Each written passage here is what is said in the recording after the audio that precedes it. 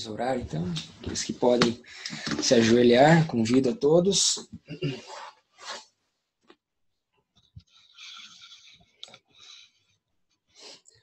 Senhor, obrigado por mais essa oportunidade de nós estarmos nos reunindo para estudar a Tua Palavra. Pedimos a unção do Espírito Santo, que Ele nos dirija, nos conduza em toda a verdade, possamos ser edificados e que a mensagem seja um alimento sólido e oportuno para o tempo que nós estamos vivendo.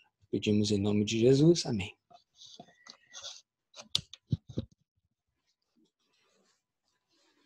Ok. Então, eu queria que vocês abrissem comigo no livro de Jó, capítulo 1. E nós vamos fazer um resgate breve resgate de um estudo que nós fizemos há algum tempo atrás, sobre os eventos na história de Jó, especialmente no começo do livro. Nós temos aqueles eventos que acontecem em sucessão, né? E eu queria focalizar hoje no primeiro evento.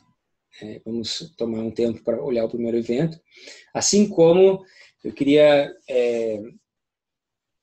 me ater um pouco ao que Jó representa aqui. Como que nós podemos estabelecer solidamente de que a história de Jó, o que Jó passou aqui, realmente está representando o remanescente de Deus nos últimos dias. Ok? Então, rapidamente, se nós lemos o verso 1, nós vamos lembrar que Jó era um homem íntegro. A Bíblia, King James, diz que ele era perfeito, né? Ele era reto, temia a Deus. Nós exploramos essa parte, nós vimos que temer a Deus é uma referência à primeira mensagem angélica. Temer a Deus e dar-lhe glória, porque é vinda a hora do seu juízo. Então, ele era temente a Deus. Nós vimos que temer a Deus também significa nos apartarmos do mal, odiarmos a boca perversa, a arrogância e tudo isso, o mau caminho. E vimos que o contrário do mau caminho é o bom caminho, que Deus pede para que a gente ande, né? As veredas antigas, o bom caminho, onde nós achamos descanso para as nossas almas. Então, as veredas antigas aqui representadas nos diagramas de Abacuque.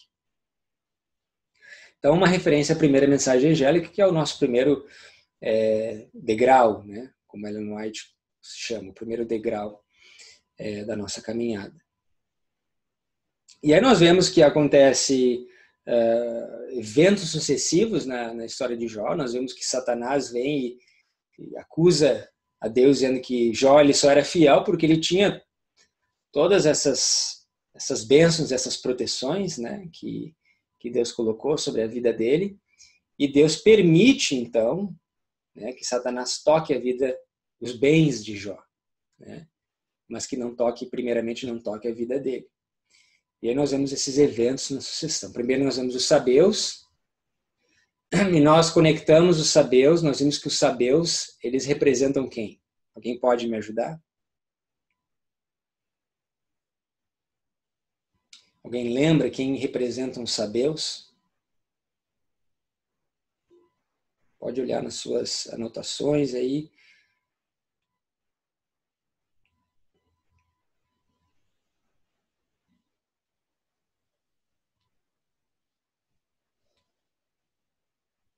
Sabeus não era o Islã?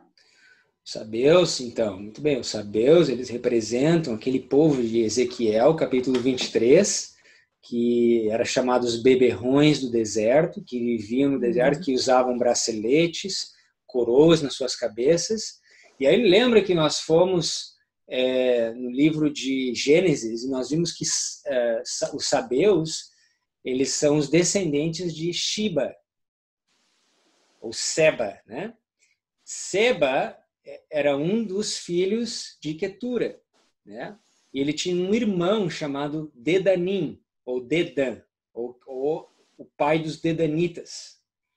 E nós vimos em Isaías capítulo 13 que os Dedanitas, eles viviam no deserto também, e no deserto da Arábia. E nós vimos que Abraão deu presentes a esses filhos das concubinas, que é Quetura e Agar, que teve Ismael, e mandou os filhos das concubinas para o deserto. na parte oriental. Então, nós vemos que a Arábia, os árabes, né, a descendência dos árabes está na descendência desses povos, dessas sementes que surgiram de Abraão com as suas concubinas, né, a saber, os midianitas, né, os amalequitas, nós temos os sabeus, nós temos os dedanitas, os ismaelitas, né, todos esses povos do Oriente. Eu vou pedir para vocês colocarem um microfone no mudo, ok? Para não atrapalhar aqui a gravação. Então, esses são os sabeus. E nós vimos que os sabeus, eles vieram inesperadamente, né? Mesmo Jó e os seus servos, sabendo que os sabeus eram uma ameaça, eles vieram inesperadamente e atacaram o rebanho, levaram, né, o rebanho, os jumentos, e atacaram os servos também, mataram ao fio da espada. E nós sempre estudamos, há muitos anos já viemos estudando, que uma das características do Islã é que eles atacam de forma repentina. Eles atacam rapidamente, de forma repentina, né? Da mesma forma que nós vemos na história de Jó. Ok? Então, esse foi o primeiro evento. E aí, então, esse evento nos leva ao segundo evento. O segundo evento, onde nós vemos aquele fogo que desce do céu e consome também, né, aquelas ovelhas. Né? E aí, obviamente, nós temos há vários meses estudado sobre essa bola de fogo que um dia vai cair em Nashville. E nós conectamos essa bola de fogo a esse evento, né? Sabendo que possivelmente esse evento vai ser da mesma forma que, lembra no livro de Jó, os servos acharam que era fogo de Deus que tinha descido do céu, mas nós sabemos que esse fogo não vem de Deus. Foi Satanás que pediu a autorização, vamos dizer assim, para que ele pudesse tocar nos bens de Jó. Da mesma forma, Deus usa, né, e Satanás usa também esses povos pagãos, como a Babilônia, como nós vemos na história das trombetas, as tribos bárbaras, né, para trazer juízo a uma apostasia, a uma igreja aposta. A própria história das trombetas, se vocês lembrarem, é essa história de juízos que foram levantados contra a apostasia, né, que aconteceu na Idade Média. A Roma ocidental, o papado, as primeiras 5 trombetas, desculpa, as primeiras 4 trombetas foram caíram, né, os juízos caíram sobre a Roma ocidental, na parte de Roma ali, né, as tribos bárbaras, e depois então nós temos a 5ª e a 6ª caindo na Roma oriental, em Constantinopla, que é o Islã, foi o Islã que foi usado para trazer essa punição, essa igreja, esse povo apóstata, essa nação apóstata. Da mesma forma, a partir dos sabeus, de 11 de setembro de 2001, nós estamos vivendo no terceiro Ai, né? No terceiro Ai, e desde 22 de outubro, essa 7ª trombeta começa a soar, e nós vemos especificamente em 11 de setembro, o terceiro Ai começando, né? Mais uma vez trazendo juízo para uma nação apóstata, para um povo rebelde, né? E aí você pode me perguntar, mas como que a gente pode deduzir isso, né? Que, por exemplo, os Estados Unidos estão pagando ou pagaram em 11 de setembro pelos pecados que eles cometeram. Bom, inspiração, se você vai no livro Testemunhos para a Igreja, volume 9, página 11, e você lê o capítulo onde ela vê a visão de 11 de setembro, uma das coisas que ela faz é justamente mostrar que a razão da destruição dos juízos foi por causa dos pecados do povo. As extorsões, o roubo, a ganância, a usúria, toda esse tipo de fraudes que aconteceram e que continuam acontecendo na nação, trouxeram esses juízos. Por enquanto, esses juízos, eles ainda são misturados com misericórdia, né? E nós sabemos que ao nos ao aproximarmos mais e mais, esses juízos vão começar a ser não misturados muito com a misericórdia e vão começar a crescer mais e mais e mais. Então, da mesma forma, eu penso que os juízos que estão profetizados para cair sobre Nashville e também outras cidades na América e outros juízos que estão caindo em outros lugares no mundo, eles também são misturados com misericórdia. Muitas vezes eles caem sobre os justos e os ímpios ao mesmo tempo, né? Mas eles são consequência, né, de uma rebeldia da nação, né? A consequência da trombeta. O que é interessante, porque no caso de Jó, não foi por causa da rebeldia dele que os juízos aconteceram. Pelo contrário, os amigos dele acusaram Jó de que, olha, você deve ter cometido algum pecado, porque os juízos de Deus estão caindo sobre vocês.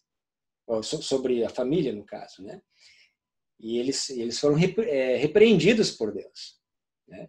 Então é interessante que a igreja de Deus, ela vive nesse mundo e ela recebe muitas vezes, ela recebe esses juízos também, né? Apesar de não ter culpa nesses juízos.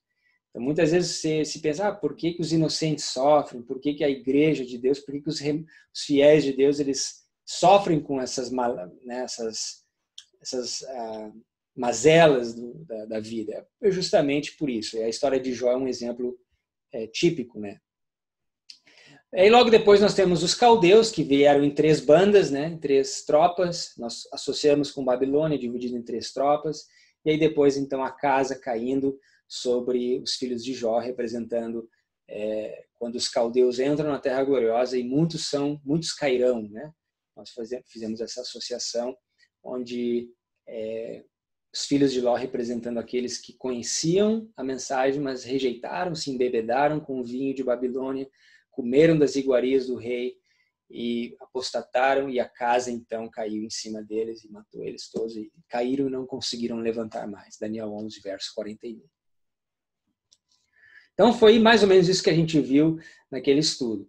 Bom, o que eu queria chamar a nossa atenção hoje é que Jó, existe um padrão no livro de Jó que nós chamamos a combinação 3 e 1. Sempre quando nós vemos essa combinação 3 mais 1, ela nos remete aos últimos dias. E isso é mais uma prova para mim de que o livro de Jó é um livro escrito para o nosso benefício e conta a nossa experiência. Eu vou lhe dar um exemplo. Jó, ele é visitado por 3 amigos. Então nós temos aqui a combinação 1 mais 3. O que tem essa combinação de relevante? Bom, a combinação 1 mais 3 é a combinação que nós vemos no livro de Apocalipse. Você tem 3 mensagens angélicas em Apocalipse capítulo 14, e aí você tem uma 4ª mensagem em Apocalipse capítulo 18. A combinação 3 e 1. Nós estudamos um pouco sobre isso. Você tem as 3 mensagens, e aí você tem o 4º anjo se unindo com essas 3 mensagens. Então, é dali que se extrai essa ideia da combinação 3 e 1. Sempre que nós vemos uma combinação 3 e 1 nas Escrituras, é como se fosse um carimbo, né? Um stamp, de que Deus está mostrando que essa história aqui ela se refere aos últimos dias. Por exemplo, a história de Noé. Jesus disse que assim como nos dias de Noé, se casavam, davam-se em casamento, até que o dilúvio veio e levou a todos, assim será antes da vinda do Filho do Homem. E ali na história de Noé, nós temos a combinação 1 mais 3. Nós temos Noé e os seus 3 filhos.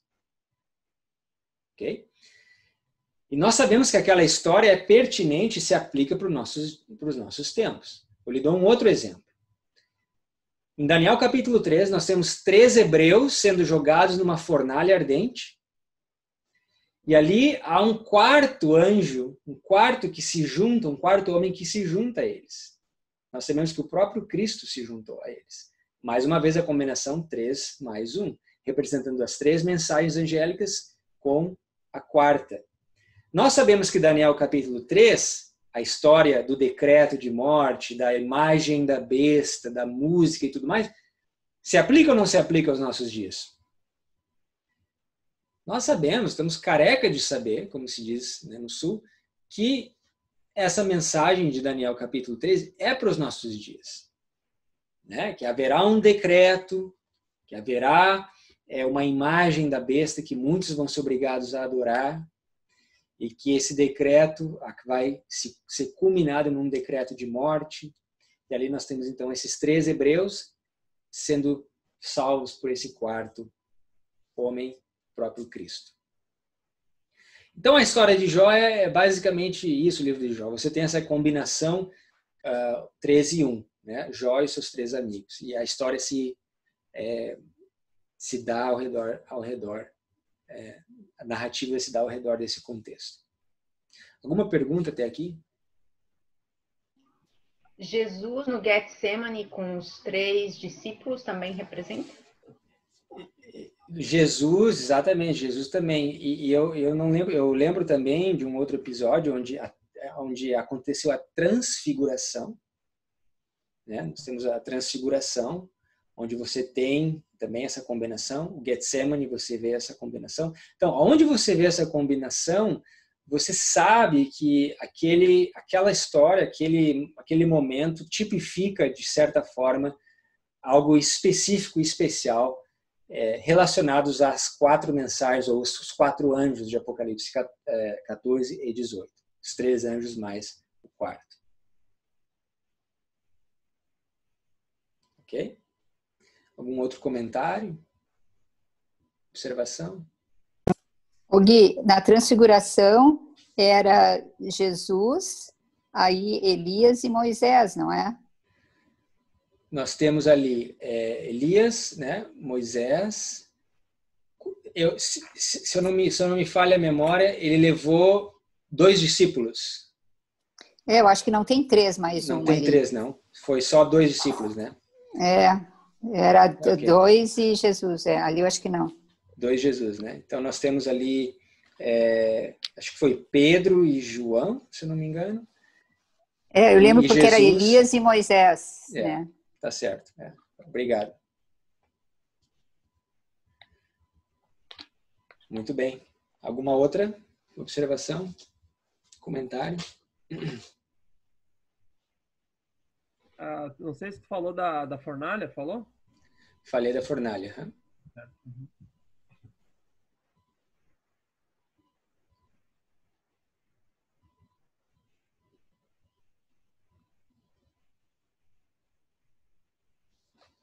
Deixa eu te tirar do mudo, tia. Tá. Fala, isso, Gol. Oi. Ali na cruz, quando Cristo estava morrendo, também não era Cristo e mais 3 pessoas? Era João, a mãe dele, tanto é que ele entrega a mãe para João cuidar, e Madalena, não era isso? Ali 3 mais 1? Ali nós vemos também, exato, né? Então, sempre quando você vê essa representação, você sabe, baseado em 3, 4, 5 testemunhos, que existe algo especial, uma lição especial. E certamente você vai encontrar aspectos muito especiais que apontam para as 3 mensagens angélicas seguidas dessa 4ª mensagem, né? Olha aqui no Desejar de Todas as Nações, na página 484, fala assim, próximo à entrada do horto, Jesus deixou todos os discípulos, com exceção de 3, pedindo-lhes que orassem por si mesmo e por ele. Em companhia de Pedro, Tiago e João, penetrou nos mais retirados recessos do mesmo horto. Esses 3 discípulos eram os mais íntimos companheiros de Cristo. Contemplaram-lhe a glória no monte da transfiguração. Viram Moisés e Elias conversando com ele. Então foram 3 discípulos, então. Tá aí. Então, você tem no Getsemane, você tem essa combinação, os mesmos 3, E na transfiguração você também tem os mesmos 3. Então, mais uma vez a combinação. Eu sabia que tinha alguma coisa ali. Obrigado, B. Me lembrei. Pois não? Eu acho que também aqui em Êxodo 24, Também tem o momento que Moisés sobe com Josué e seu servidor. Aqui diz, 24:13. Levantou-se Moisés com Josué e seu servidor. Isso. Moisés, Josué e seu servidor. E subiram ao monte de Deus. Não sei se aí contam 3 também, né? Aí você tem 3, né? Uhum. E mais? Mas a gente sabe que Josué ficou para trás, né, quando Moisés foi ter com Deus. Mas pode ser, você tem que olhar para ver se realmente... Uma outra que eu me lembro, assim, agora, é os decretos na época do retorno do cativeiro. Você tem o decreto de Ciro, Dario e Artaxerxes. Os 3 decretos que tipificam as 3 mensagens angélicas. E aí depois você tem o decreto de Neemias. Então você tem também a combinação 3 em 1, né? Para reconstruir os muros e as ruas, lembra? Então, vários lugares na Bíblia você tem essa ilustração. E o livro de Jó é mais um lugar. Então é mais uma testemunha de que Jó ele representa a experiência do povo que vai viver antes do retorno de Cristo. Bom, uma outra prova que eu queria enfatizar hoje é que o que representa o nome de Jó? Porque muitas vezes o nome da pessoa representa a experiência que a pessoa passa. Né? Então, alguém lembra o que significa Jó? Não é perseguido, persecuted? É quase isso. É bem por aí mesmo. Alguém tem a concordância e quer dar uma olhada? Aquele que se volta para Deus, né? Aquele que se volta para Deus? Hated? Aquele que se volta para O que diz ali na... Também. Perseguido, né? O que diz ali, Júlio, que você falou? Você falou. H347, hated. O que é hated? O que significa hated? Odiado. Odiado. Odiado. Que é perseguido. Muito bem. Odiado, que é perseguido, né? Então veja que o nome de Jó fala muito da experiência que ele passou e que aponta para a experiência que a Igreja de Cristo vai passar. Será que nós vamos ser odiados e perseguidos e detestados pelas nações? Né? Abram comigo para nós começarmos o nosso estudo no livro de Isaías, capítulo 60.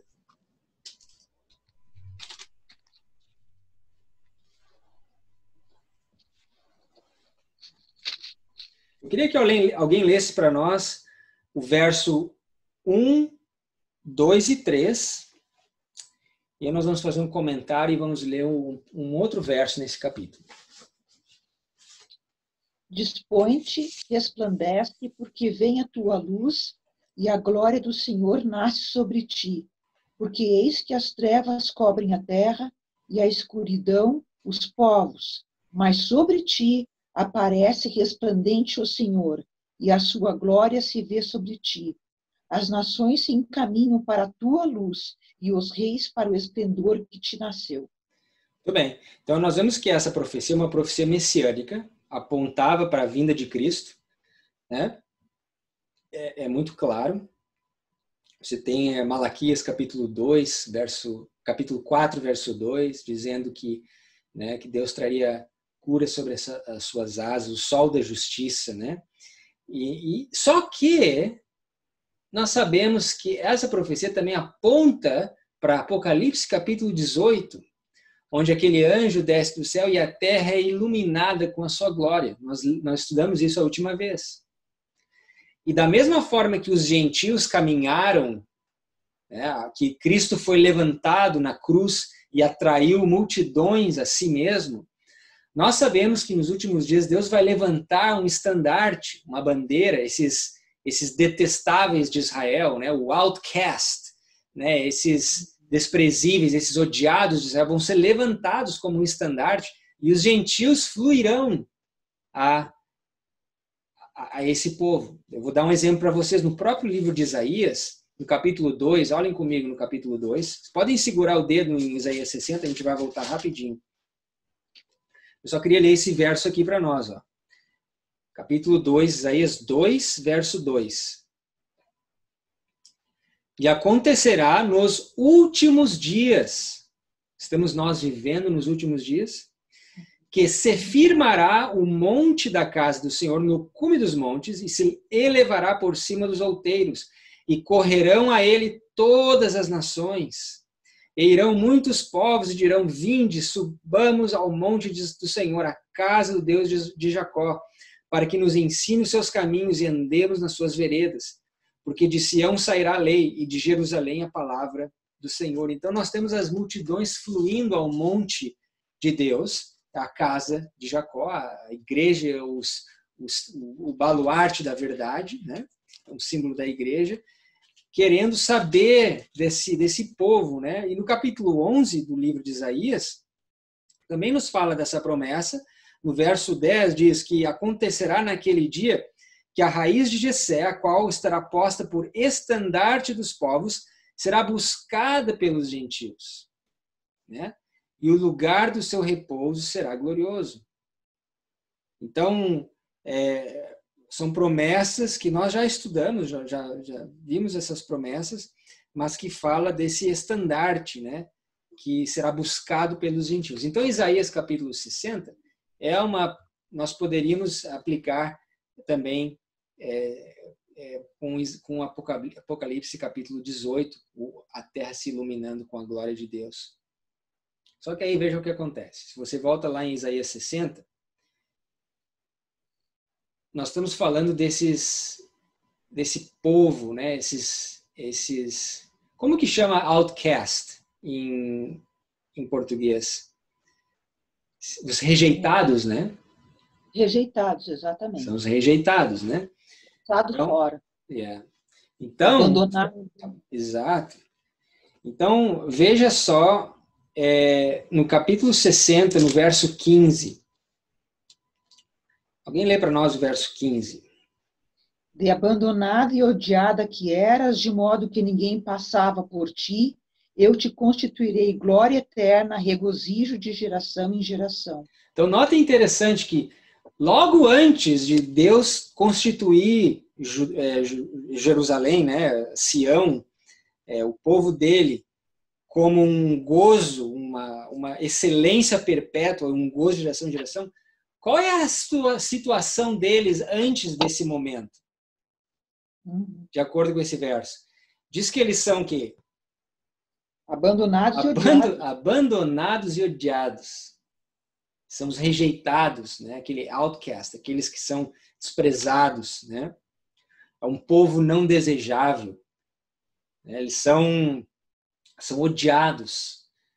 Então veja que o nome de Jó fala a experiência da Igreja de Deus dos últimos dias. Bom, isso não deveria ser novidade para nós, porque o próprio Jesus nos falou que nós seríamos odiados de todas as nações. Abram comigo em Mateus capítulo 24.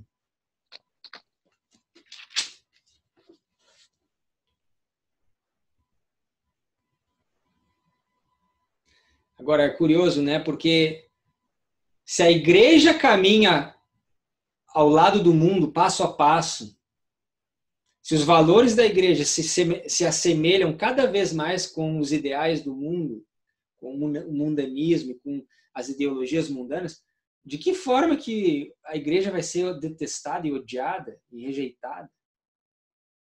Então, veja que isso vamos dizer assim, uma mensagem para nós que os nossos ideais, eles não devem se alinhar com os ideais do mundo. Tá? Porque o mundo vai nos odiar, o mundo vai nos perseguir, o mundo vai nos detestar. Justamente porque os nossos valores não se alinham com os valores do mundo. São antagônicos. Né? E o que nós vemos hoje mais e mais? Né? Nós vamos mais e mais a igreja se unindo de mãos dadas, né? com com aquela grande maioria, né? com o mundo, caminhando a passos largos, né? Entrando por aquele caminho largo, né? Que vai todo mundo. Mas a gente sabe que o caminho é estreito, poucos entram por ali. É esses rejeitados só que entram por esse caminho. E por isso que Jesus fala em Mateus 24, verso 9, se alguém pode ler para nós, o que diz ali? Então sereis atribulados e vos matarão. Sereis odiados de todas as nações por causa do meu nome. Tá aí, né? Todas as nações. Todas as nações. Então imagina você tentar visualizar essa situação onde todo mundo vai se voltar contra esse pequeno grupo de rejeitados, né? De odiados, vão ser odiados por todas as nações.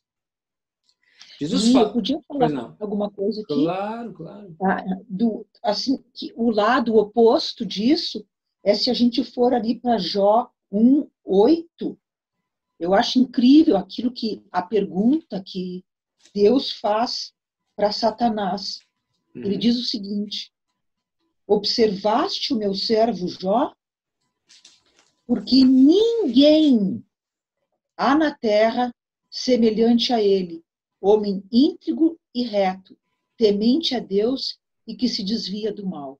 Exatamente. Então, se nós não formos assim, nós não seremos odiados. Exatamente. Por que Daniel foi tão odiado na Babilônia? Não é? Por que ele foi acusado, foi jogado na cova dos leões, né? E aí você começa a olhar por que Jeremias foi tão odiado em Israel. Por que João Batista deu a cabeça? Por que João Batista perdeu a cabeça, né? Então, muito bom ponto, né? Nós temos que ser como Jó, íntegros, perfeitos, né? Se desviando do mal. E assim, então, como o mundo anda na contramão, aí há um problema. Você vai ter um atrito, né? O que aconteceu com Daniel também, né? Nós vemos na Babilônia os ciúmes que ele causou, né? E Mardoqueu é um outro exemplo, né? Na época de Éster, né? Ele era invejado, né? E fizeram uma trama, um decreto injusto para tentar destruir Mardoqueu e o povo judeu. Essa é mais uma tipificação daquilo que vai acontecer nos últimos dias. E aqui, Gui, em Mateus 24:9, que nós acabamos de ler, dizendo que nós seremos odiados por todas as nações, nós podemos fazer um link, por exemplo, com Jó 1:7, onde Satanás diz o seguinte: Satanás respondeu ao Senhor e disse, Deus havia perguntado, de onde vens? E Satanás respondeu, de rodear a terra e passear por ela. Ou seja, esse é o momento quando Satanás tem feito isso todos os dias, a cada minuto, procurando alguém a quem tragar. Exatamente. Por isso que nós seremos odiados por todas as nações. Exatamente. Muito bom. Então veja que Cristo, ele não só falou isso uma vez, mas se nós vemos, por exemplo, Mateus 24, é um sermão profético, isso aqui nós sabemos. Você tem Marcos 13, também, sermão profético, e você tem Lucas 21. Lucas 21 é a mesma coisa, é a mesma coisa que Mateus 24, mas eu queria mostrar para vocês em Lucas 21 algo interessante, que talvez vocês não lembrem, ou talvez não conheçam. Abram comigo em Lucas capítulo 21.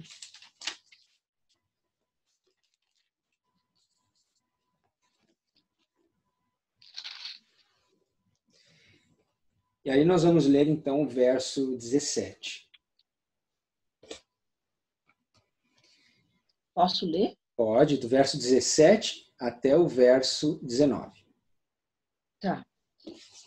De todos sereis rodeados por causa do meu nome. Contudo, não se perderá um só fio de cabelo da vossa cabeça. E é na vossa perseverança que ganhareis a vossa alma. Muito bem. Algumas coisas interessantes aqui, né? Nós temos mais uma vez nós sendo odiados por todos os homens por causa do meu nome, a Bíblia diz. Não, agora, lembrem que nós estudamos sobre o nome de Deus. Aonde que o nome de Deus é escrito nos seus filhos? E o que representa o nome de Deus aqui? Nós podemos expandir, né, nesse pensamento. Eu acho que é no coração, não é? Okay. Guardei tua palavra no meu coração para não pecar contra ti. Coração, né? E o coração, ele está sempre conectado na Bíblia com uma outra parte do corpo. Porque Com a mente? A mente, né? Porque o coração não tem sentimento. O coração é um músculo, né? Como qualquer outro no corpo, importante, mas ele conecta com a mente, e por isso que a Bíblia usa o coração, a linguagem do coração. Então, o nome de Deus, ele é escrito nas tábuas do nosso coração, né? Mas também na nossa fronte, na nossa mente, na nossa fronte. E o que a gente chama na Bíblia quando a gente vê Deus escrevendo o seu nome na nossa fronte? O selamento. Selamento, muito bem. Muito bem. Então, vocês estão vendo que aqui, ó, aqui nós podemos dizer que sereis odiados por causa do meu nome. Por quê? E o que é o selamento? Quando Deus diz, eu vou escrever o meu nome na sua fronte, vocês vão ser selados. O que quer dizer isso? Na época do decreto. Na época do decreto. Na época do decreto. Exato. O que nós vamos ter na nossa mente que está representado aqui pelo nome de Deus? O sábado. Os 10 mandamentos. Os 10 mandamentos, que é a transcrição do quê? Da lei de Deus. Da lei de Deus. Sim, os 10 mandamentos é a lei de Deus, mas é a transcrição do quê? É quase lá. Do caráter, muito bem. Então é isso aí, nós estamos exatamente no caminho certo. O caráter, o nome de Deus, escrito na fronte do cristão, nos últimos dias, é o caráter de Deus. O selo de Deus é o caráter impresso na mente. Né? Então, quando a Bíblia diz, escreverei meu nome na sua fronte, vou colocar o meu selo, justamente significa que nós temos o caráter de Deus impresso na nossa fronte, né? Como vocês falaram, a lei de Deus é a transcrição perfeita do caráter de Deus. Então, um ponto interessante. Aí, o que o texto continua dizendo? Não perecerá um único cabelo da vossa cabeça, na vossa paciência possui as vossas almas. Paciência, aqui está a paciência dos santos. Aqui está os que guardam os mandamentos de Deus e têm a fé de Jesus. Então, esses são os que vão ser perseguidos, esses são os que vão ser odiados, esses são os que estão representados na história de Jó. Ok? E aí, se você continua lendo o verso 20 até o verso 28, você vai ver que Cristo ele passa pela destruição de Jerusalém, depois ele fala eventos sobre os 1260 anos de perseguição, onde muitos seriam perseguidos e mortos. E aí ele chega na história milerita, ele fala do sol, da lua, das estrelas que cairiam. E aí ele finalmente chega na segunda vinda de Cristo. E aí, para resumir tudo isso, ele conta uma parábola. Eu queria que alguém lesse para nós essa parábola. A parábola começa no verso 29, ok? E vai até o verso 33. Posso ler? Pode. Ainda lhes propôs uma parábola dizendo, vede a figueira e todas as árvores. Quando começam a brotar, vendo-o, sabeis por vós mesmos que o verão está próximo. Assim também, quando vides acontecerem estas coisas, sabei que está próximo o reino de Deus. Em verdade vos digo que não passará esta geração, sem que tudo isto aconteça. Passará o céu e a terra, porém as minhas palavras não passarão. Então veja que interessante.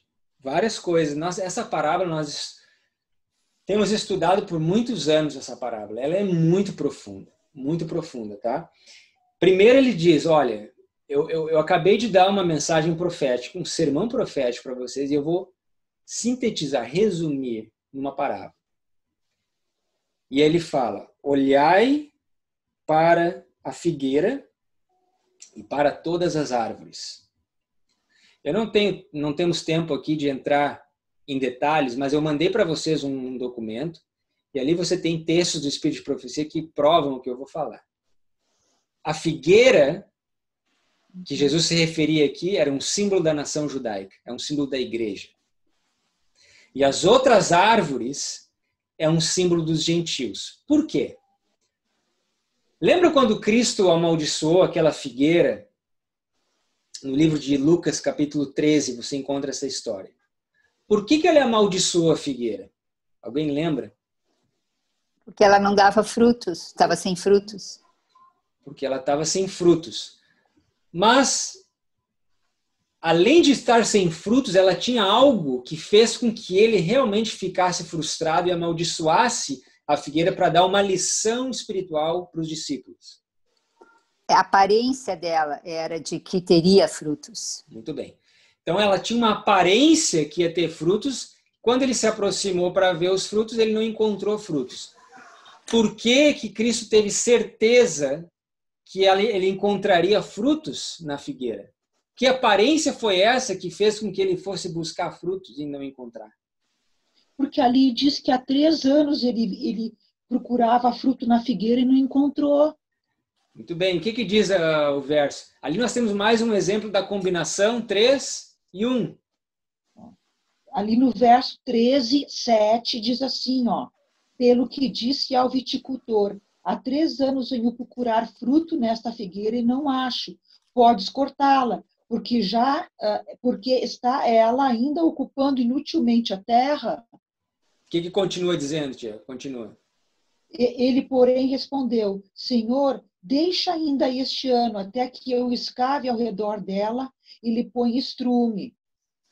E o 9, se vier a dar fruto, bem está, se não mandarás cortá-la. Vocês estão vendo a combinação 3 e 1? 3 anos não teve fruto. E mais um ano. Um ano extra de tempo probatório. Então, mais uma vez, essa parábola ela é uma parábola que aponta Apocalipse capítulo 18, as 3 mensagens angélicas. Mas o que eu quero reparar aqui, notar, é que a razão que Cristo amaldiçoou essa figueira é porque ela tinha folhas da profissão, assim como a nação judaica tinha folhas de profissão, mas não produzia os frutos. E por quê? Porque a figueira ela é uma árvore, pelo menos naquela região, ela é uma árvore diferente das outras. A figueira, ela produz o fruto primeiro. O fruto ele aparece primeiro e depois a figueira se enche de folhas. Então, se você visse uma figueira cheia de folhas, pressuponha-se que ela já havia o fruto ali. E aí essa lição espiritual se torna extremamente profunda, porque a nação de Israel, ela tinha folhas de profissão, folhas e folhas, ornamentos no templo, liturgias, né, e etc, etc. Só que não apresentava os frutos importantes que Cristo buscava. Então a figueira, ela tem essa particularidade. Primeiro os frutos, depois as folhas. Enquanto que as outras árvores, elas apresentam as folhas primeiro e depois os frutos.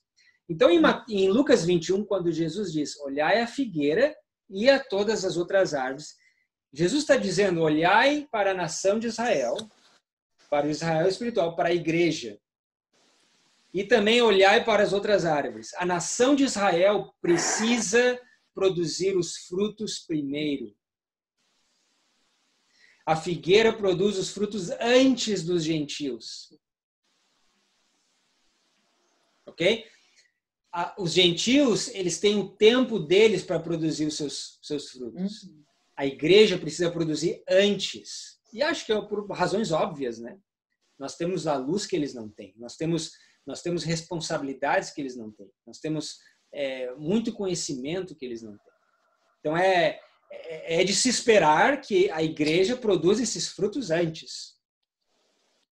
Não adianta nós estarmos cheios de folhas de profissão sem frutos. Porque qual que é a consequência? A maldição cai sobre nós, né? Então esse é o primeiro ponto da parábola. Agora, existe algo importante para que a figueira possa produzir os frutos, ou brotar. Né? Precisa algo importante para brotar. E que algo importante é esse? Bom, acho que todos nós sabemos, né? Que ela precisa de chuva. Água. Abram comigo em Isaías 55. Alguém pode ler para nós? Isaías 55.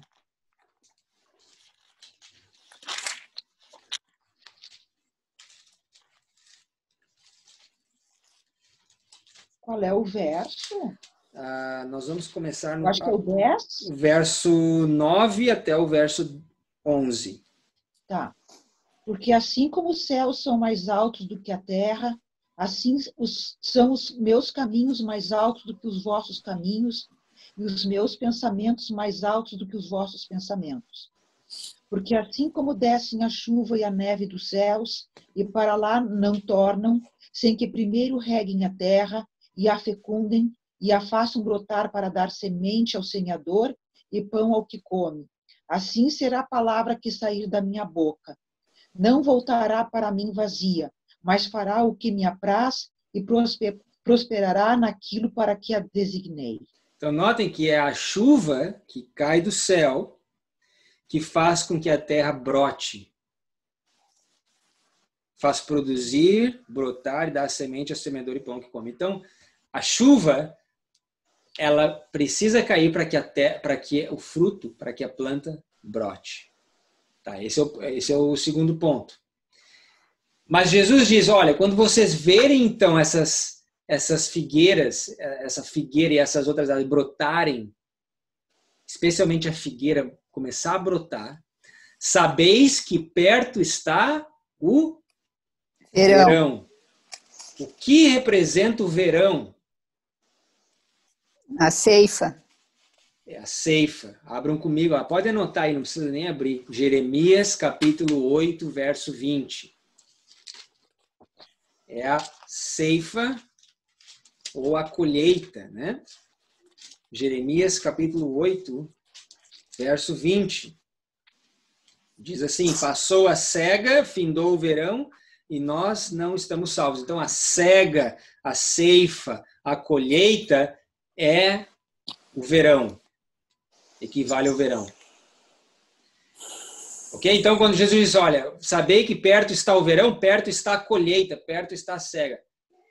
O que significa a colheita, a cega, para nós, de forma prática?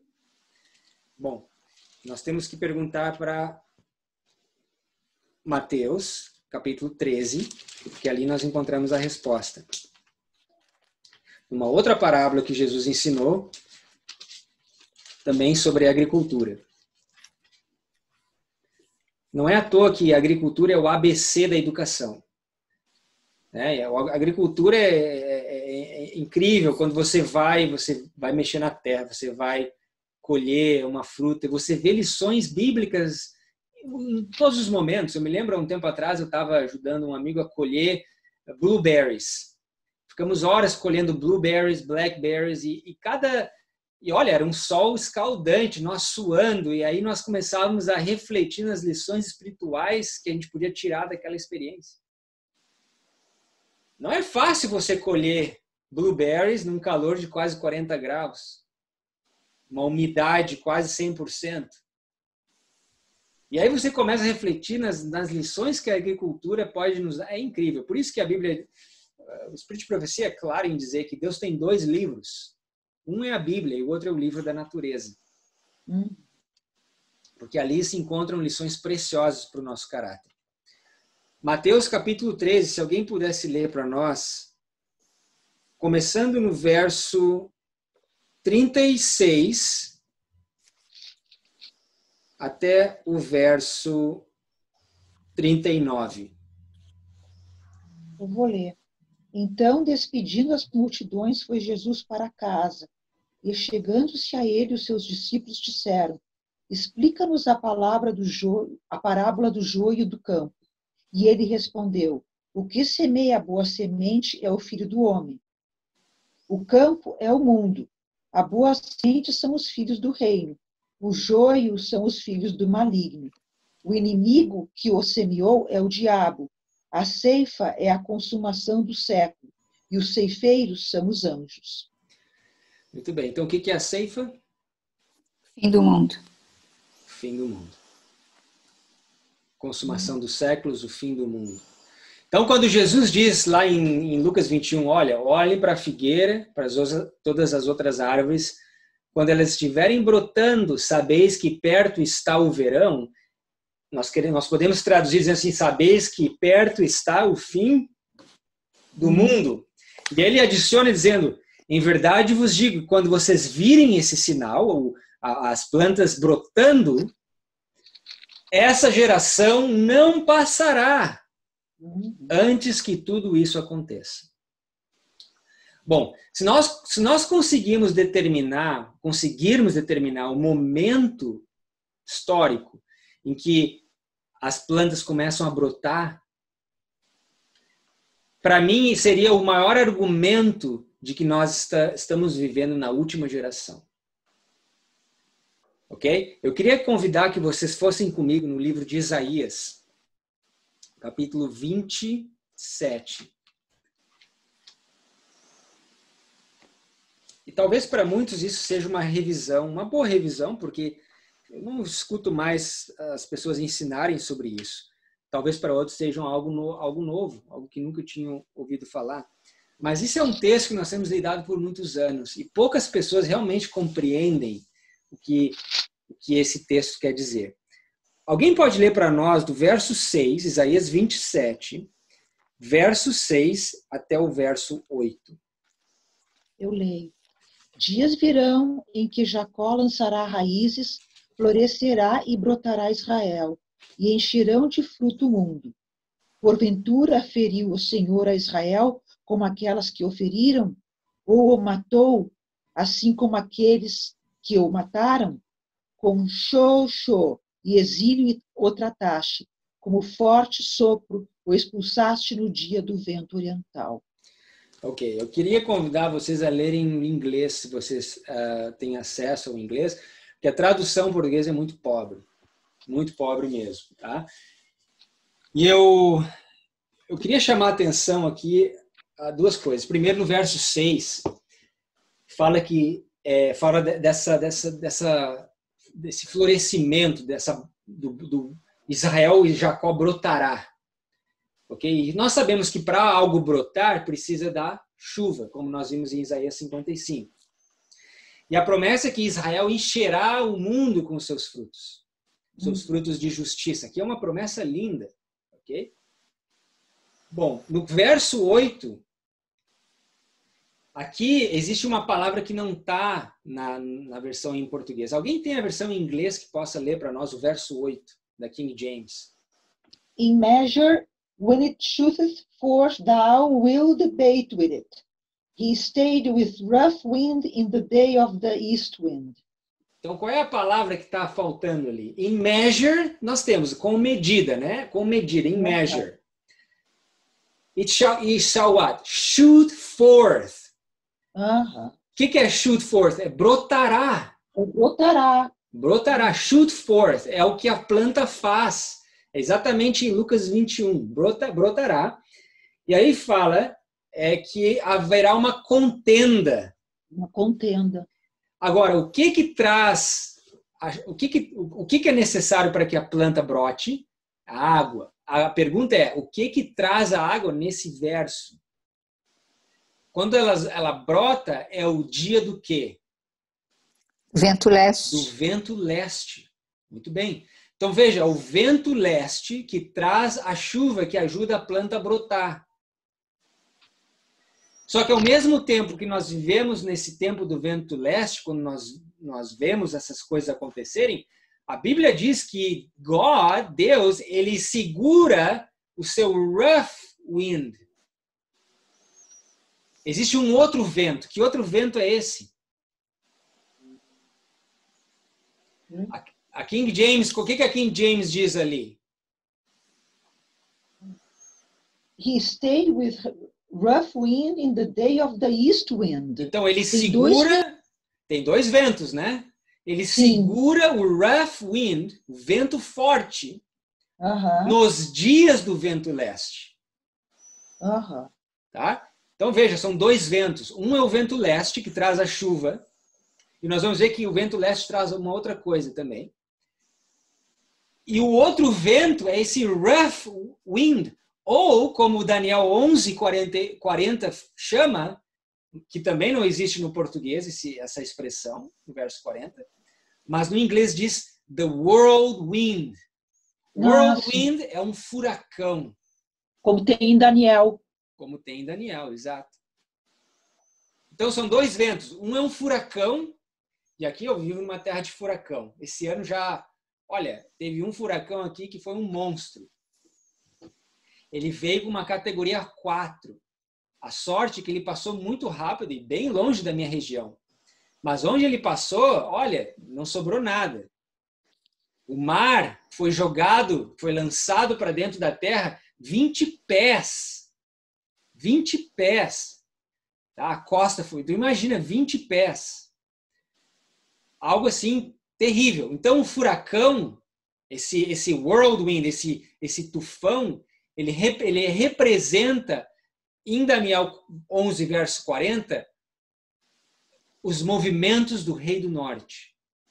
Porque o rei do norte, ele é esse whirlwind, ele vem como um furacão, como uma tormenta. Você pode anotar aí, Isaías capítulo 10, você vê que a Síria, o rei do norte, ele vem como uma tormenta, como um dilúvio de açoite. E ela causa inundação, porque ela lança o mar sobre a terra, como um furacão. Então, são os movimentos do rei do norte. Só que aqui diz que Deus, ele segurou o vento norte. Ele segurou esse rough wind. Nós podemos aqui lembrar da história do naufrágio de Paulo também, no livro de Atos. Você tem lá também ventos ali, né? Você tem essa simbologia também, né? Então notem que Deus, ele segura, e isso me faz lembrar de uma passagem que ela diz que Jesus levantou os seus braços e disse: segurai, segurai, segurai, até que eu haja selado na fronte dos meus servos. Até que eu haja colocado, até que eu coloque o selo na fronte dos meus servos. Algo assim ela fala. Então notem que nos dias do vento leste, Deus, ele segura o vento forte. O rei do norte. O rei do norte. Então veja que nós vamos ver que o vento leste, ele vai trazer um outro elemento, e nós vamos entender e completar esse pensamento. Abra comigo em Êxodo, capítulo 10, verso 13. Alguém pode ler para nós? Porque isso é muito importante. Nós estamos vivendo nesse tempo. Tá? Os sabeus, eles vieram já. E nós estamos vivendo nesses momentos dos sabeus, mas Deus está segurando o vento forte por enquanto nós vemos no tempo do vento leste. Êxodo capítulo 10, verso 13. Estendeu, pois, Moisés o seu bordão sobre a terra do Egito, e o Senhor trouxe sobre a terra um vento oriental todo aquele dia e toda aquela noite. Quando amanheceu, o vento oriental tinha trazido os gafanhotos. Então, o que o vento oriental traz também? Os gafanhotos. Então, veja que além da chuva que faz brotar, traz os gafanhotos, que é um símbolo dos sabeus, é um símbolo do Islã, que nós vemos na história de Jó. Então, notem como que a Bíblia ela se encaixa de uma forma de que é incrível. Os sabeus, eles estão marcando o começo do terceiro Ai. Há 19 anos atrás, em 11 de setembro de 2001, nós vemos os gafanhotos serem mais uma vez, serem como se diz, parte importante, participantes da profecia bíblica. E junto com eles você tem os respingos da chuva.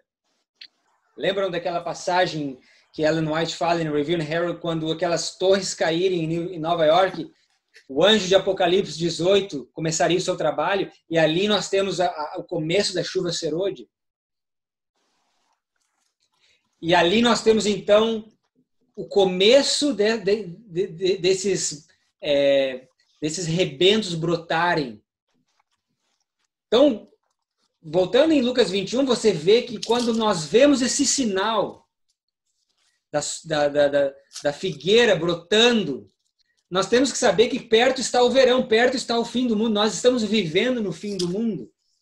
E esse é um dos mais fortes argumentos. Além disso, a Bíblia diz que quando você vê esse sinal, em verdade, vos digo, esta geração não passará antes que tudo isso aconteça. Para mim, isso é o maior argumento que nós estamos vendo na última geração.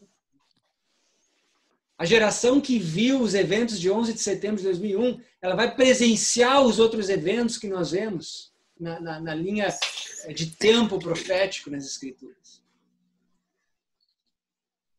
Abram comigo no livro de Amós, no capítulo 7.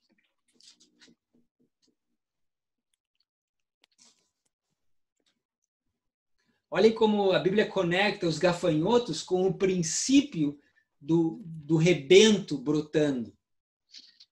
Alguém pode ler para nós o verso 1? Amós 7, verso 1. Isto me fez ver o Senhor Deus, eis que ele formava gafanhotos ao surgir o rebento da erva serôdia. E era a erva serôdia depois de findas as ceifas do rei. Então aqui nós temos a erva serôdia, né? aquele broto, podemos conectar com o tempo da chuva serôdia. O próprio livro de Zacarias nos fala, pedi a chuva serôdia no tempo da chuva serôdia. Então, e aqui nós temos a conexão com os gafanhotos também. Os gafanhotos são formados. Então, os gafanhotos do leste, eles são trazidos pelo vento leste. Eles estão simbolizando os sabeus na história de Jó, que simboliza o Islã, mais uma vez, na nossa história. Então, notem que desde 2001, nós estamos vivendo nesse momento histórico do planeta. Ok? E aí, claro, né? Nós poderíamos ir em Apocalipse capítulo 9, onde fala dos gafanhotos. Aqueles gafanhotos que são como cavalos preparados para a batalha, né? Aqueles gafanhotos que têm a cauda como de escorpião, que usam braceletes e coroas nas suas cabeças. Nós conectamos com os sabeus em Ezequiel capítulo 23, verso 42, por ali. Ok? Então, notem que o livro de Jó, ele é amarrado completamente para o tempo que a gente vive. Você encontra ali a combinação 3 e 1, que aponta para Apocalipse 18, as 3 mensagens angélicas, o começo da chuva serôdia, né, a terra começando a ser iluminada com a sua glória. O livro de Jó, o próprio nome de Jó, significa odiado, e aí nós conectamos com esse pequeno grupo, tá, de detestáveis ou de rejeitados ou de odiados na terra. Falamos sobre isso. Tá? E aí nós vemos os eventos, né? Vemos a experiência de Jó em temer a Deus, em se apartar do mal. Vemos os eventos que acontecem na vida de Jó, começando pelos sabeus. E aí nós vemos que quando você vê os sabeus, os eventos eles são sucessivos e essa geração inteira vai ver os outros eventos acontecerem. Não sabemos o tempo. Notem que os servos não sabiam do tempo exato que os sabeus iriam vir, que o fogo iria cair do céu, que os caldeus viriam com as suas 3 tropas. Eles sabiam das ameaças, assim como nós sabemos, que o decreto dominical, que a tríplice aliança satânica, o besta, o dragão e o falso profeta, elas estão se unindo, está tudo sendo esquematizado por trás dos bastidores e que sobrevirá ao mundo com uma surpresa esmagadora, mas nós não sabemos o tempo exato. Nós não podemos decifrar o tempo. Tentamos e nos demos muito mal. Da mesma forma, os sabeus, o fogo do céu e os outros eventos, nós não temos como saber os eventos. Eles vêm repentinamente, inesperadamente. Mesmo nós sabemos que existem ameaças, assim como os servos de Jó sabiam que os sabeus eram uma ameaça, que os caldeus eram uma ameaça, mas eles não sabiam o exato momento. Da mesma forma, nós sabemos que existem ameaças lá fora, mas nós não sabemos. Sabemos que os eventos vão acontecer. E assim que acontecer, a nossa atitude tem que ser a atitude de Jó. Atitude de Jó, o caráter de Jó. E tudo isso diz que Jó não pecou e nem amaldiçoou o nome de Deus. Gui, eu acho que aqui tem um ponto bem interessante. Se a gente for ler Jó 1, que é o capítulo que nós estamos estudando hoje, no verso 18, diz que esses caldeus atacaram os filhos e as filhas de Jó enquanto eles estavam comendo e bebendo vinho. Uhum. Ou seja, eles baixaram a guarda. Exato. Nós já conhecemos uma parábola de Mateus 25, quando as virgens dormem. Uhum. Né? Então, isso aqui se aplica também. Aquele que não manter a guarda alta será tragado por esses ventos. Exato. E interessante que o Espírito de Profecia fala que Jó era um sacerdote. Jó, ele fazia sacrifícios para os seus filhos. Porque ele tinha medo que... Exatamente. Ele tinha medo que os filhos pudessem estar pecando nessas orgias alimentares e nessas bebedices e festas que eles faziam. Então, ele fazia sacrifício pelos filhos. Então, ele representa aqui também sacerdotes. E esses filhos e filhas representam aqueles que estão bebendo do vinho de Babilônia, dessas cisternas quebradas que não podem segurar água, comendo dessas panelas de carne do Egito, dessas, né, espiritualmente falando, né, dessas abominações que estão sendo ensinadas em tantos lugares hoje. A mesma coisa a história de Noé. Né? Enquanto uns bebiam e comiam, a mesma coisa. A arca estava se enchendo. Exato. A mesma situação. Mesma situação. Né? Então, são histórias relevantes e aplicáveis aqui para o nosso tempo. Eu queria finalizar com um verso que eu gosto muito, é uma promessa para nós, no livro de Sofonias.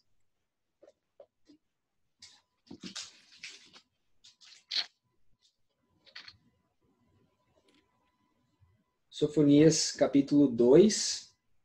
Se alguém pode ler essa promessa para nós, do capítulo 2, começando no verso 1 até o verso 3.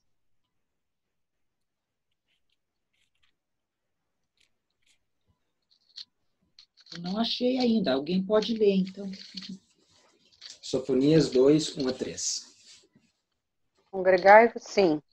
Congregai-vos, ó nação não desejável, antes que o decreto produza o seu efeito, e o dia passe como a pragana, antes que venha sobre vós o furor da ira do Senhor, antes que venha sobre vós o dia da ira do Senhor. Buscai ao Senhor, vós todos os mansos da terra, que tendes posto por obra o seu juízo. Buscai a justiça, buscai a mansidão. Pode ser que sejais escondidos no dia da ira do Senhor. Muito obrigado. Congregai-vos, ajuntai-vos, união, aqui nós temos que nos unir, o que nós estamos fazendo hoje. Países diferentes, regiões diferentes, nós estamos nos unindo através desse estudo. Congregai-vos, congregai-vos. Ó nação não desejável, que nação não desejável é essa? São esses odiados, esses rejeitados, esse outcast, esse grupo de pessoas detestáveis. antes que o decreto produza o seu efeito. Que decreto é esse que vai produzir o seu efeito? Antes que o dia passe como a pragana, como a palha. Antes que venha sobre vós o furor da ira do Senhor. Antes que venha sobre vós o dia da ira, o dia do Senhor.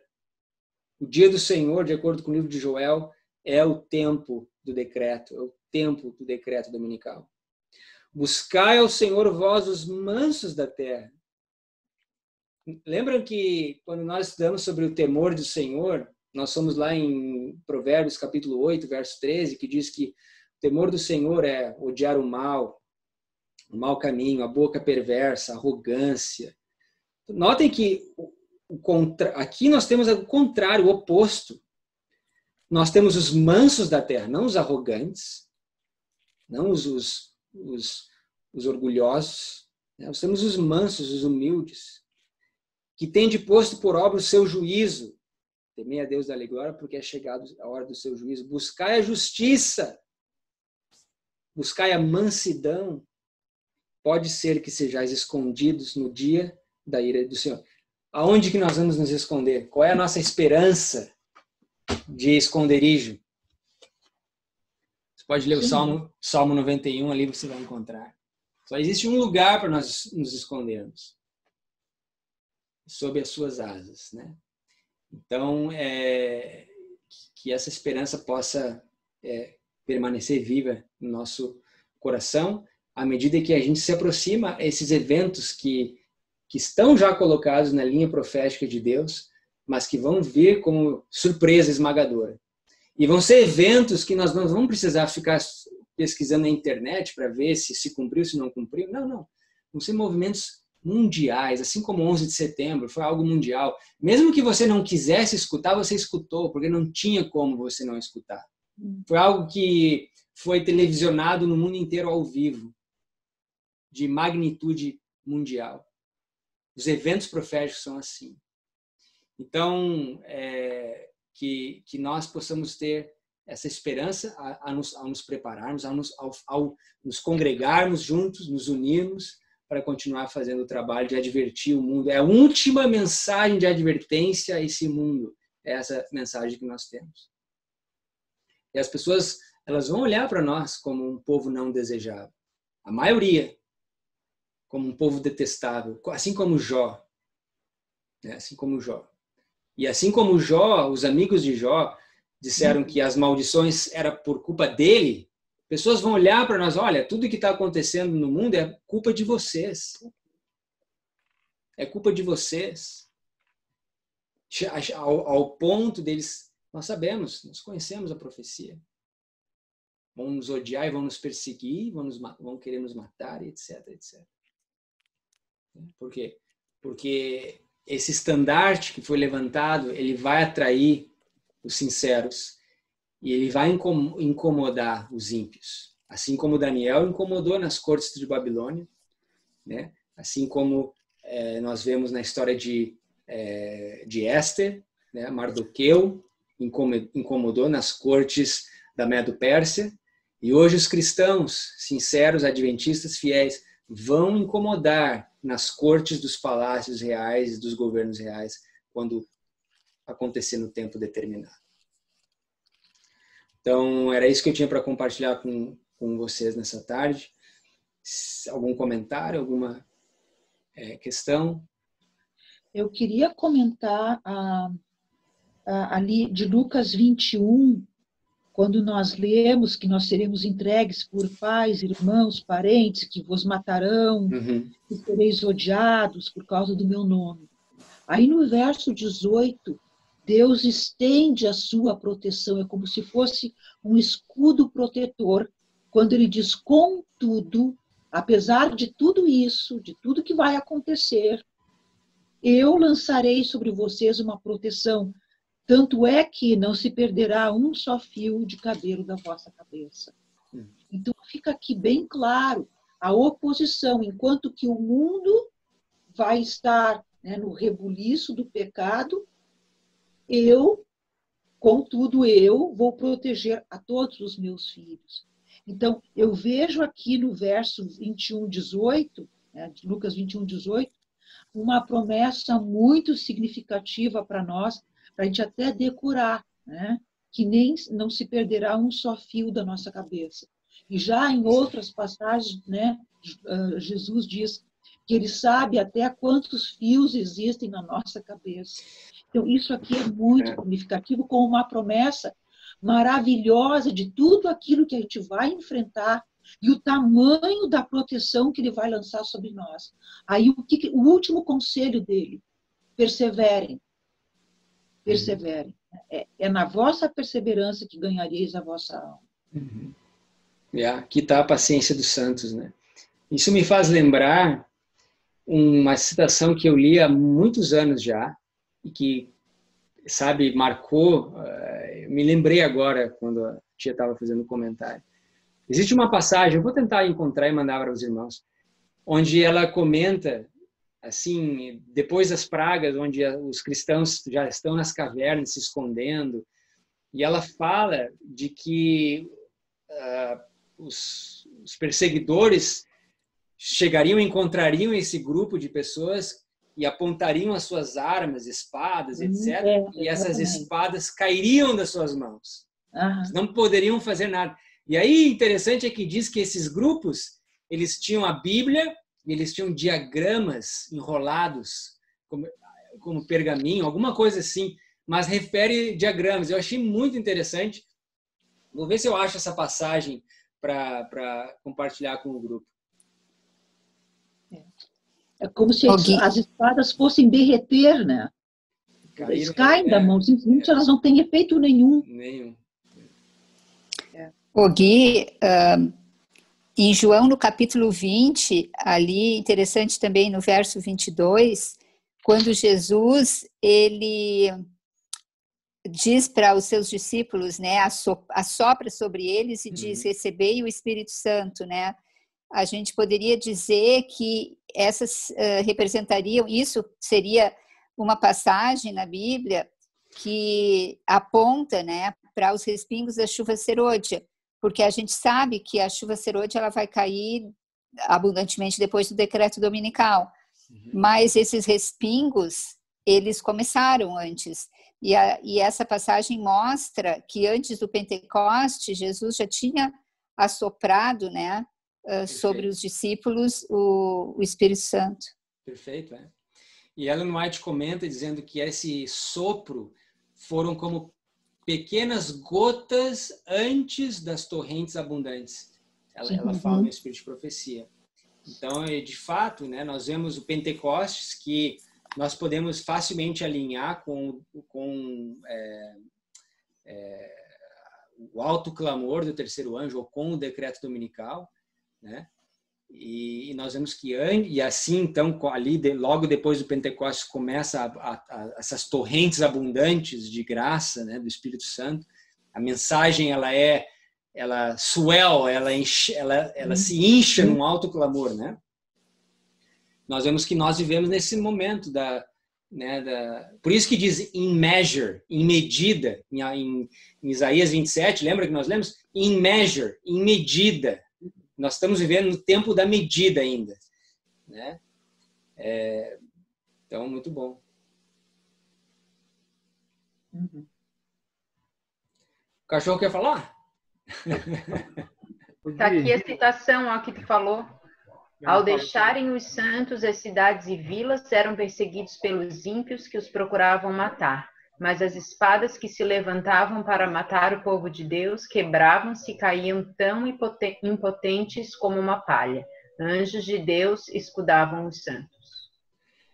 Essa é boa, mas é uma outra ainda. É uma outra que fala que eles estavam, acho que nas cavernas, eles tinham diagramas ou charts, eu não me lembro a palavra certa, mas faz uma referência a diagramas proféticos, algo bem interessante. Eu vou ver se eu acho. A razão que eu acho interessante é porque nós sabemos que essas duas tábuas de Abacuque vamos dizer assim, o grande logo, né? Se a gente pudesse dizer hoje, as empresas têm logos e seus trademarks, né? Seus símbolos, suas marcas, né? E esse é um marco desse movimento, né? Foi um marco para os mileritas. Todos os adventistas mileritas, eles usavam o diagrama de 1843 quando davam as suas aulas, porque eles mostravam nos diagramas as profecias se cumprindo, né? E da mesma forma nós falamos dessas mensagens e referimos o tempo inteiro aos diagramas, às trombetas, o contínuo, né? Daniel 2, 7, 8, né? Dragão, a besta, o falso profeta, etc. Né?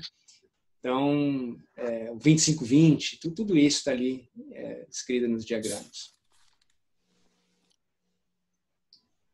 Ok? Mais algum comentário?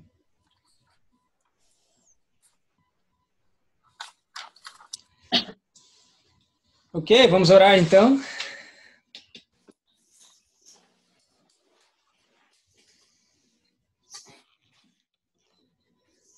Senhor, muito obrigado pelo momento que participamos aqui, estudamos a Tua Palavra. Obrigado por essa oportunidade. Obrigado pelas lições do livro de Jó, pela experiência que ele passou, por tudo que o nome dele significa e por todas as lições que nós podemos extrair desses textos inspirados. Sabemos que havia um propósito maior para o Senhor ter deixado Moisés escrever essa história, e hoje nós vemos claramente a importância desse livro para a nossa vida. Ajuda-nos a caminhar nessa vereda estreita, nesse caminho reto, no bom caminho, onde é prometido descanso para nossas almas. Que ao iniciarmos uma nova semana em seguida, seja uma semana de vitórias sobre o Teu cuidado e proteção, e que possamos ser epístolas vivas caminhando diante dos homens e dando o exemplo do Evangelho que nós cremos, que nós acreditamos, que possa ser exemplificado na nossa vida cotidiana, na nossa vida diária. E assim possamos então cumprir com a experiência de Jó, que era um homem reto, íntegro, perfeito diante de Deus e dos homens, e também tantos outros exemplos como a vida de Daniel nas cortes do rei e mesmo a vida de Mardoqueu nas cortes do rei da Média e da Pérsia. Que essas promessas possam se cumprir na vida de cada um de nós. Abençoe também nossas famílias aqui representadas e nos ajude a nos unir, nos congregar, como a Bíblia diz, congregai-vos, sim, ou congregai-vos, ó nação não desejável, antes que o decreto produza o seu efeito.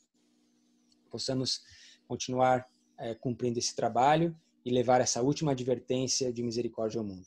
É a minha oração e o nosso desejo, em nome de Jesus. Amém. Amém.